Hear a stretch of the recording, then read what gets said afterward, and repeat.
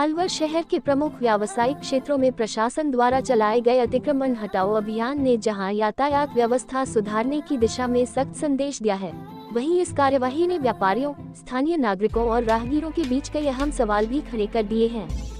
Bulldozer की गूंज के साथ राहत, चिंता और भविष्य को लेकर विभिन्न प्रतिक्रियाएं सामने आई हैं।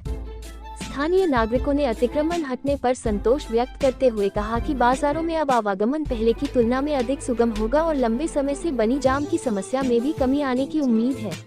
पैदल चलने वाले लोगों ने भी इसे सकारात्मक पहल बताया। न्यू तेज मार्केट क्षेत्र के आसपास लोगों ने सुझाव दिया कि अतिक्रमण मुक्त कराई गई जगह का उपयोग व्यवस्थित दोपहिया वाहन पार्किंग के रूप में किया जाए, जिससे मुख्य मार्ग पर अनावश्यक भीड़ और अव्यवस्था से बचा जा सके। दूसरी ओर प्रशासन की कार्यवाही शुरू होते ही कई व्यापारियों ने स्वयं अपने अवैध निर्माण और सड़क पर रखा सामान हटाना शुरू कर दिया। इससे ये संकेत मिला कि नियमों के पालन के प्रति जागरूकता और प्रशासनिक सख्ती दोनों का प्रभाव देखने को मिला।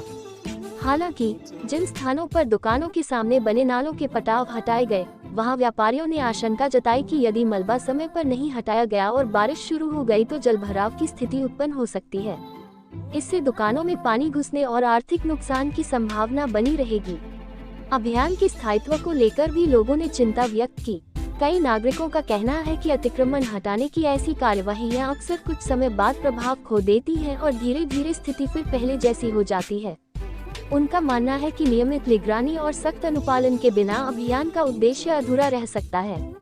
शहरी विकास से जुड़े जानकारों और स्थानीय लोगों का कहना है कि केवल अतिक्रमण हटाना पर्याप्त नहीं है।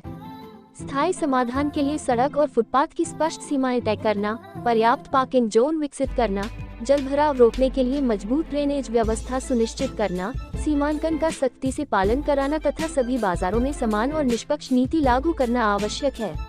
नागरिकों और व्यापारियों की अपेक्षा है कि प्रशासन विकास और व्यवस्था के बीच संतुलन बनाते हुए ऐसी दीर्घकालिक योजना तैयार करे, जिससे शहर न केवल अतिक्रमण मुक्त रहे बल्कि सुरक्षित, व्यवस्थित और सुचारू रूप से संचालित भी हो सके।